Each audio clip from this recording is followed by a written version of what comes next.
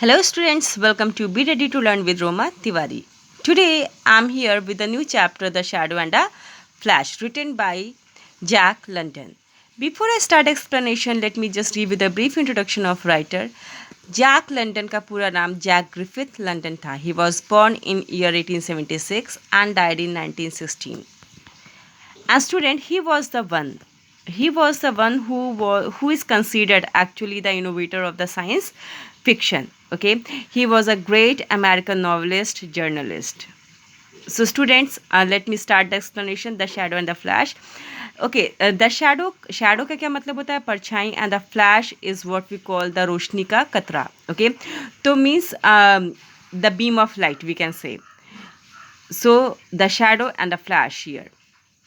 Paul Ticklone and Lloyd Inwood seemed born to rivalry with each other and I to be the peacemaker between them. यहाँ पर दो बंदों की बात हो रही है, पॉल एंड लॉयड की, और ये कहा जा रहा है कि उनका जन्म ही एक राइवलरी करने के लिए ही हुआ था एक दूसरे के साथ. राइवलरी का मतलब होता है विरोधी होना एक दूसरे का, ठीक है, in the sense of competition. And I यहाँ पर मेंशन नहीं है कि यहाँ पर राइटर हिमसेल्फ है या फिर कोई पेरेंट है या गार्जियन है या कोई उनका टीचर है, मेंटोर है, कौन है. तो यहाँ पर हम कंसिडर करेंगे कि आई यहाँ पर राइटर हिमसेल्फ है, ठीक है. तो यहाँ पर नरेटर कह रहा है कि पॉल टिक्लोन और लॉयड जो बचपन से ही एक दूसरे के राइवल्स हैं, कॉम्पिटिटर्स हैं, उनके बीच में मैंने हमेशा एक शांति दूत की तरह काम किया है. They were always competing, trying to outdo each other. वो दोनों हमेशा एक दूसरे से प्रतिस्पर्धा करते हैं, कम्पीट करते हैं और एक दूसरे से आगे जाने की होड़ लगाए रहते हैं.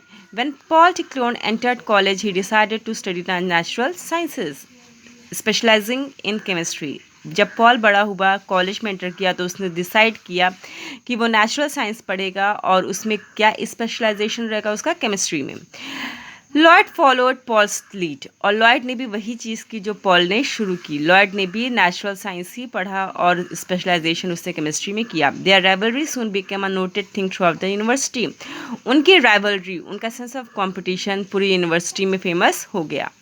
Each was a spur to the other. Spur कहते हैं यहाँ पर जब कोई एक दूसरे से मोटिवेट हो, इंस्पायर हो और अपने आप को आगे बढ़ाए. And they went to chemistry deeper than any student had gone before.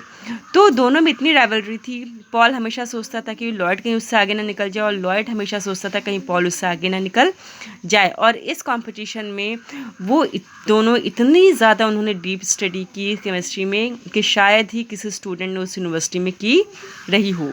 It was at my home after they had taken their degrees and dropped out of the world sight that the beginning of the end came to pass.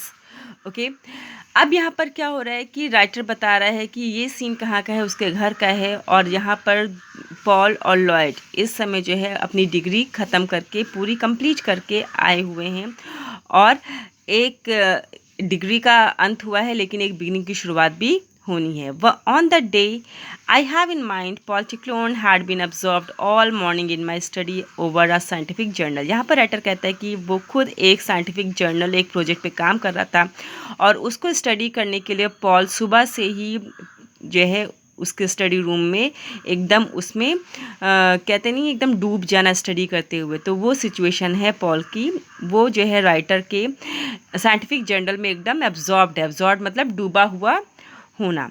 I was out in the garden when Lloyd Inwood arrived. और उस समय writer जो है garden में था और उसी समय क्या हुआ, लॉयड इनवुड वहाँ पर पहुँचता है. We soon began discussing physical properties and possibilities of invisibility. और तुरंत वहाँ पर क्या होता है कि वो दोनों गार्डन में, लॉयड और राइटर दोनों लोग विजिबिलिटी और इनविजिबिलिटी, रिफ्लेक्शन, रिफ्रैक्शन, इन सब के बारे में, इनकी फिजिकल प्रॉपर्टीज़ और पॉसिबिलिटीज़ के बारे में डिस्कशन स्टार्ट कर देते हैं. Perfectly black object Lloyd asserted would escape and resist a sharpest vision.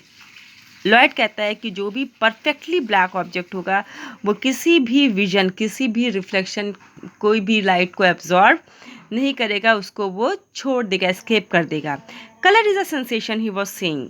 यहाँ पर राइटर कह रहा है कि लॉयड कहता है कि कलर एक सेंसेशन है, and it is true.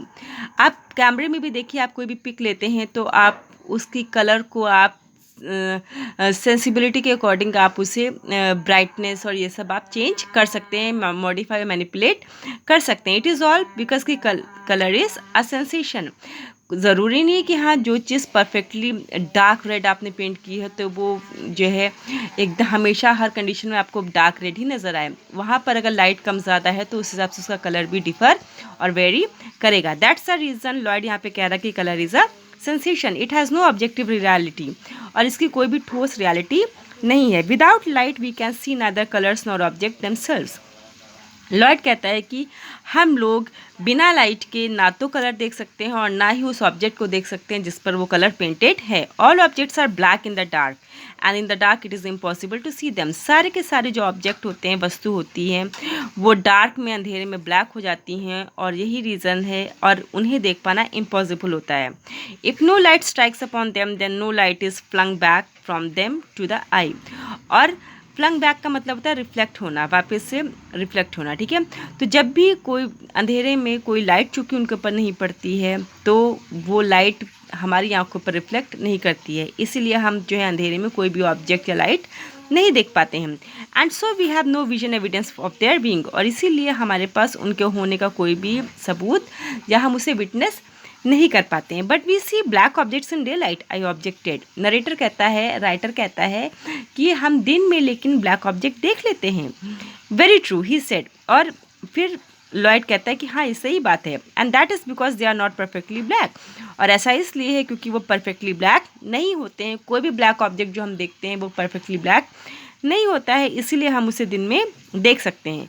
Were they perfectly black, absolutely black, we could not see them in light as well. अगर वो परफेक्टली ब्लैक हों तो हम उन्हें दिन में भी नहीं देख सकेंगे।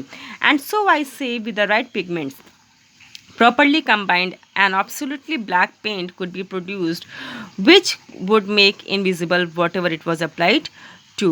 और इसीलिए मैं कहता हूँ, यहाँ पे लॉयड कहता है, और इसीलिए लॉयड कहता है कि राइट पिगमेंट्स को प्रॉपर्ली कंबाइन करने से और जो एब्सोल्युटली ब्लैक पेंट जब होता है तो वो चीज़ इनविजिबल हो जाती है। It would be a remarkable discovery I said. तो वो कहता है, राइटर कहता है कि ये बहुत ही रिमार्केबल डिस्कवरी होगी। Still unconvinced for the whole idea seems too fantastic. और अभी भी वो अनकन्विंस्ड है क्योंकि इस पूरा का पूरा आइडिया बहुत ही फैंटास्टिक लग रहा है, बहुत ज़्यादा फैंटास्टिक लगता है। Students, that's it for today. I will be covering rest of the chapter, rest of the part. So keep studying, keep loving literature, keep watching my videos. God bless you all. Thank you.